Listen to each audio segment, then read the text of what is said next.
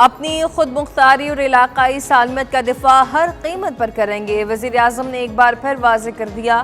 وزیر اعظم شہباز شریف کا command and staff college Quetta کا اہم دورہ، فیکلٹی اور اسٹوڈنٹ افسران سے خطاب۔ وزیر اعظم کا مارکہ حق میں پاک فوج کی تاریخی فتح پر خراج تحسین، کہا مارکہ حق فیلڈ مارشل کی قیادت میں تاریخی کامیابی ہے۔ عالمی برادری نے پاکستان کے پختہ مدبرانہ اور منصفانہ موقف کو تسلیم کیا۔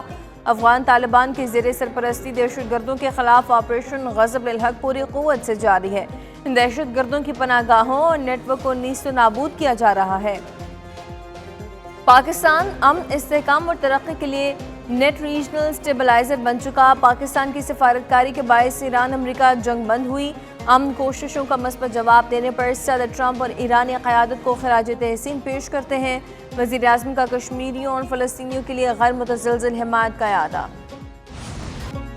خبروں سے روکا نہیں جا سکتا، فیلڈ مارشل سید عاصم منیر کا 2 ٹوک پیغام۔ فیلڈ مارشل کا کوئٹہ گیریژن کا دورہ، کمانڈ اینڈ سٹاف کالج میں زیر تربیت افسروں اور فیکلٹی ارکان سے خطاب، کہا دشمن عناصر اپنے مذموم مقاصد میں کبھی کامیاب نہیں ہوں گے۔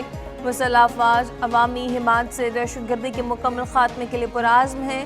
بلوچستان کی ترقی کا انحصار عوام دوست پالیسیوں، بہتر حکمرانی، سماجی و معاشی بہتری پر ہے۔ ابھرتی ہوئی ٹیکنالوجی، مشترکہ فوجی آپریشنز اور تینوں مسلح افواج میں بہتر ہم آہنگی ناگزیر ہو چکی۔ فیلڈ مارشل کی بلوچستان میں تعینات افواج کے افسروں اور جوانوں سے بھی ملاقات، بولے افسر خود کو مسلسل تربیت دیں تاکہ بدلتے ہوئے جنگی تقاضوں کا مؤثر جواب دیا جا سکے۔ فیلڈ مارشل نے اعلیٰ تربیتی معیار، علمی استعداد اور پیشہ ورانہ مہارت کو بھی سراہا، کہا کہ اس ادارے کے فارغ التحصیل افسر ہمیشہ اپنی کارکردگی سے نمایاں رہے۔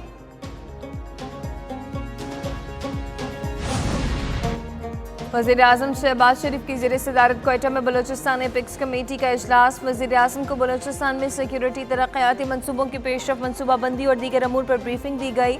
وزیر اعظم کا بلوچستان اور باقی ملک میں انسدادی دہشت گردی اقدامات پر فیلڈ مارشل سید عاصم منیر اور پاک افواج کو خراج تحسین۔ بلوچستان میں عوامی فلاح و بہبود کے لیے اقدامات پر وزیر اعلیٰ سرفراز بگٹی اور ٹیم کی وزرائی۔ وزیر اعظم کی بلوچستان کی رخشان ڈویژن میں فرنٹیئر کو تعینات کرنے کی ہدایت، کہا اس اقدام سے بلوچستان میں معدنیات کے تحفظ کے لیے ایک راہداری قائم ہوگی۔ سیکیورٹی راہداری میں ایف سی کے اضافی ونگز، شاہراہوں اور سرحدوں پر چیک پوسٹوں اور سرویلنس گرڈ شامل ہوں گے۔ وزیر اعظم نے کہا کہ پاکستان قدرتی وسائل بالخصوص معدنیات سے مالا مال ہے، بلوچستان میں محفوظ ماحول فراہم کرنا ناگزیر ہے۔ اجلاس میں chief of defence forces field marshal Asim Munir, وزیر اعلیٰ، وفاقی وزیر اور دیگر حکام کی شرکت۔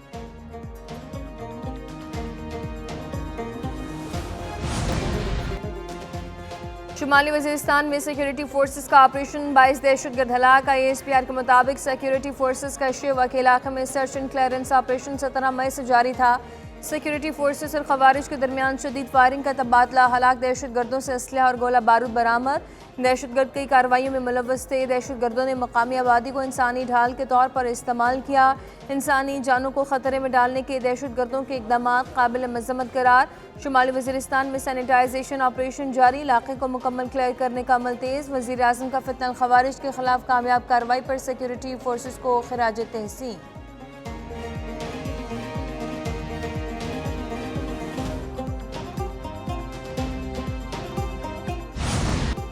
ایران کے پاس کسی معاہدے تک پہنچنے کے لیے محدود وقت ہے۔ امریکہ اور ایران کو جوہری ہتھیار حاصل نہیں کرنے دے سکتے۔ صدر ٹرمپ کی واشنگٹن میں صحافیوں سے بات چیت، کہا کہ معاہدہ نہ ہونے کی صورت میں امریکہ دوبارہ ایران پر حملہ کر سکتا ہے۔ ایران کے پاس 2-3 دن اور ہیں، شاید جمعہ، ہفتہ اور اتوار یا اگلے ہفتے کی ابتدا کا وقت ہے۔ امریکہ ایران پر حملہ کرنے سے 1 گھنٹہ دور تھا۔ ایران ایٹمی ہتھیار چاہتا ہے، یہ بات خطرناک ہے۔ ایران مشرق وسطی تباہ کرنا چاہتا ہے، ایسا نہیں کرنے دیں گے۔ ایران کے پاس ایٹم بم ہو تو وہ مشرق وسطی اور دنیا کو اڑا دے۔ ایران مذاکرات کی میز پر آیا اور معاہدہ چاہتا ہے۔ گزشتہ روز ایران پر حملہ کرنے والے تھے، بحری جہازوں کو لوڈ کر لیا اور سٹارٹ کے قریب تھے۔ امریکی صدر نے ایران پر حملہ مؤخر کرنے کا اعلان سوشل میڈیا پر کیا، کہا قطر، سعودی عرب، یو اے کی درخواست پر حملہ نہ کرنے کا فیصلہ کیا۔ ٹرمپ کا وزیر جنگ اور فوج کو الرٹ رہنے کا حکم۔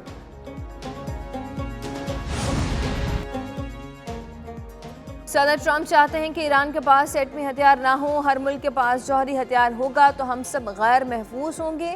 امریکی نائب صدر جے ڈی وینس کے وائٹ ہاؤس میں پریس بریفنگ بولے صدر ٹرمپ نے انہیں ایران کے ساتھ مذاکرات کے لیے کہا تھا۔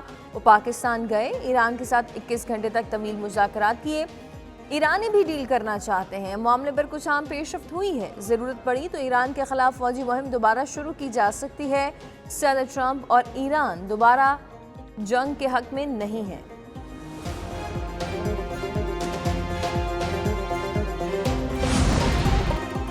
امریکہ نے ایران کے خلاف نئی پابندیاں عائد کر دیں۔ ایران کے شیڈو بینکنگ سسٹم کو دہشت گردی کی مالی معاونت کا ذریعہ قرار دے دیا۔ ایرانی ایکسچینج ہاؤس، UAE، ترکی، ہانگ کانگ میں کئی کمپنیوں پر پابندیاں نافذ۔ ایران کے پیٹرولیم اور پیٹروکیمیکل نیٹ ورک سے وابستہ 19 بحری جہاز بلیک لسٹ۔ بارباڈوس، پاناما اور پالاؤ میں رجسٹرڈ آئل ٹینکرز بھی پابندیوں کی لپیٹ میں آ گئے۔ امریکی وزیر خزانہ کے مطابق ایران خفیہ نظام کے ذریعے غیر قانونی رقم منتقل کر رہا ہے۔ ایران بیرون ملک فرنٹ کمپنیوں کے ذریعے پابندیوں سے بچنے کی کوشش میں تھا۔ دوسری جانب آبنہ ہرمز پر امریکی ناکہ بندی بھی جاری۔ سینٹ کام کے مطابق 88 تجارتی جہازوں کا راستہ تبدیل کرایا۔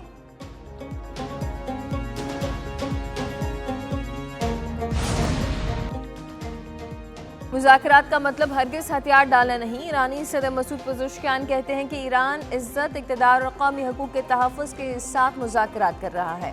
ملک اور عوام کے حقوق سے پیچھے نہیں ہٹیں گے، پوری طاقت کے ساتھ ایران کے مفادات اور عزت کا دفاع کریں گے۔ ایرانی قومی سلامتی کمیٹی کے سربراہ ابراہیم عزیزی نے کہا کہ ٹرمپ کی ایران پر حملوں میں ہچکچاہٹ ایک حقیقت کی عکاسی کرتی ہے۔ ٹرمپ جانتے ہیں ایران کے خلاف اقدام کا مطلب فیصلہ کن فوجی رد عمل ہوگا۔ طاقت ہی وہ واحد زبان ہے جسے ٹرمپ سمجھتے ہیں۔ فوج کے خاتم الانبیاء ہیڈ کوارٹرز کے کمانڈر میجر جنرل علی نے کہا، امریکہ نے دوبارہ حملہ کیا تو فوج ٹریگر دبانے کے لیے تیار ہے، فوری، فیصلہ کن، طاقتور اور وسیع تر پیمانے پر جوابی حملے کریں گے۔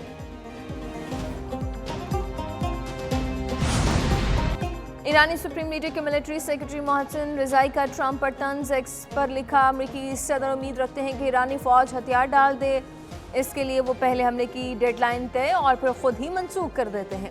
حقیقت میں ایرانی قوم امریکہ کو پسپائی اور ہتھیار ڈالنے پر مجبور کر دے گی۔ کسی بھی جارحیت کے جواب میں ٹرمپ کو مزید شرمندہ کر دیں گے۔ ایران نے ٹرمپ کا فوجی تباہی کا دعویٰ مسترد کر دیا۔ وزارت دفاع کے مطابق رضا طلائی نے کہا کہ ایران کی فوجی صلاحیت کا بڑا حصہ بھی استعمال ہی نہیں کیا گیا۔ محور مزاحمت پہلے سے زیادہ متحد ہے۔ ٹرمپ ایران کی عسکری طاقت کے بارے میں جھوٹے دعوے کر رہے تھے۔ امریکہ کی ساکھ ایرانی افواج کے ہاتھوں گر چکی ہے۔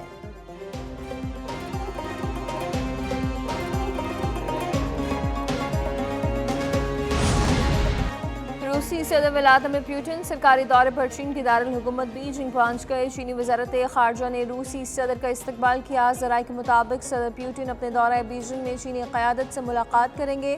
دو طرفہ تعلقات، تجارتی تعاون، توانائی، علاقائی سلامتی اور بین الاقوامی صورتحال سمیت مختلف امور پر تبادلہ خیال کیا جائے گا۔